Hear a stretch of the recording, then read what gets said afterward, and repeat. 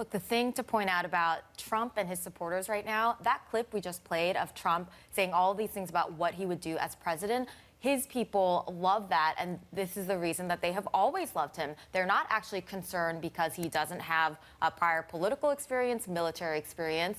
They like the fact that he's a newcomer, and he's going out there saying, I would bomb the heck out of ISIS. I'm the most militaristic person that there ever was. And this kind of sort of bombastic confidence is exactly what his people are drawn to. And every single person I spoke to on the trail this week at Trump events said that they're now, after the Paris attacks, more likely than ever to support Trump because they love that rhetoric from him. And he's viewed as a leader. Brand new ABC Washington Post ABC News poll out this morning shows he's continuing to hold his commanding lead nationally. He's in the hunt in Iowa. He's ahead by a comfortable margin, as his numbers aren't that high, but he's still ahead by a comfortable margin in New Hampshire. Maggie, in your piece today, you point out that something Trump said yesterday, and a lot of the criticism of him is that he wings it from time to time. Let's listen to one thing he said, making a 9/11 comparison that I don't think passes the sniff test.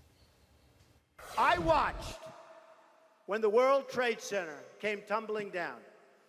And I watched in Jersey City, New Jersey, where thousands and thousands of people were cheering as that building was coming down. Thousands of people were cheering. You tried to get the campaign to give you some evidence that this happened. It was an internet rumor at the time, back 15 years ago. But shouldn't he know better now?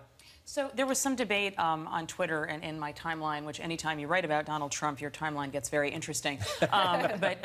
Suggesting, well, maybe he was saying he was in New Jersey and not that there were people cheering in New Jersey. That also seems like something his aides could have clarified because we did ask and try to get them. There's a difference between his supporters absolutely love his rhetoric, and I think MJ has done remarkable reporting in terms of capturing the spirit of his voters. His voters don't get turned off. But then there is this other aspect of covering Trump where you quote what he says, and he says lots of things in many different places, in many different interviews, and sometimes they don't quite make sense, sometimes they're not quite clear, and his team very often chooses not to clarify. So on this one, it did sound like he was talking about New Jersey. There was an internet rumor that day that there had been, that police knocked down at the time, that there were Muslim Americans cheering in Paterson, New Jersey. There were Muslims cheering globally, and everybody in the Middle East, and there were televised reports of that.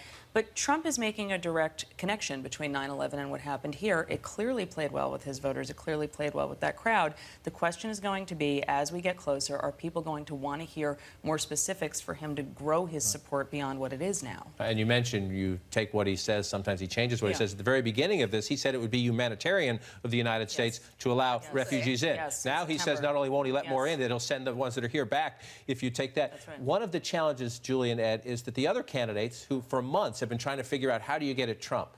Well, Jeb Bush, John Kasich, Chris Christie, and we'll give you a sample from Jeb Bush, they take this, a terrorism attack overseas, the American people thinking about who should be our next commander-in-chief, who do you want in the Oval Office if, God forbid, something like that happens here. Jeb Bush says, not Donald Trump. We are choosing the leader of the free world. And if these attacks remind us of anything, it is that we're living in serious times that require serious leadership. A perfectly rational argument you would expect an experienced politician to make against Trump and against Ben Carson at this moment, the two guys at the head of the Republican pack. But your new poll out this morning that shows Trump still with a healthy national lead also has this data.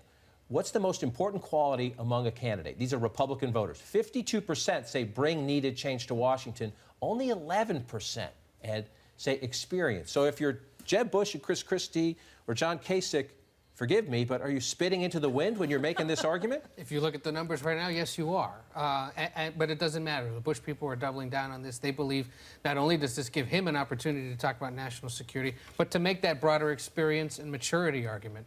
They feel that that's, sort of a kinder way, perhaps, to draw a contrast with Trump and Carson than it would be to just run attack ads. Whether it works or not, we'll see. Polls are lagging indicators. It might take a little while to suggest that there was movement this week on this.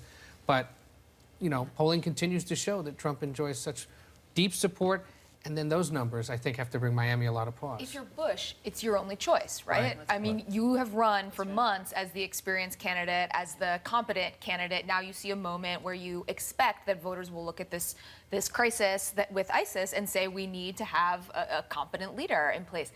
The challenge for Bush, though, is he still seems to lack the fire in the belly, the strength, the Trumpness that people want. They also want a competent leader, but they also want someone who can project American strength. And I think he's struggling with that still.